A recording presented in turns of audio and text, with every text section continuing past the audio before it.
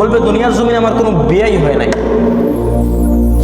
সেই স্ত্রী যদি আপনি তার সাথে ভালো আচরণ না করেন, যদি আপনি তার ভরণ পোষণের দায়িত্বটা না নেন, যদি তার হক অধিকারগুলো আপনি পুরোপুরিভাবে আদায় করতে না পারেন, তাহলে সেই স্ত্রী আপনার আদৌন, সেই স্ত্রী আপনার দুনিয়ার জমিনে যেমনি আপনার স্ত্রী ছিল সেখানে আপনার স্ত্রী থাকবে না, সে আপনার দুশ্মন হয়ে যাবে।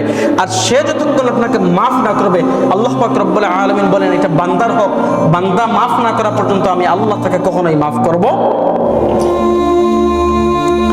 এই জন্য আপনার স্ত্রীর যে অধিকারগুলা, আপনার কাছে যে প্রাপ্যগুলা, এই প্রাপ্যগুলো আপনাকে সঠিকভাবে আদায় করতে হবে। নবী সাল্লাল্লাহু আলাইহি ওয়াসাল্লাম বলেন যে তোমরা স্ত্রীর অধিকারের ব্যাপারে আল্লাহ তাআলাকে ভয় করো।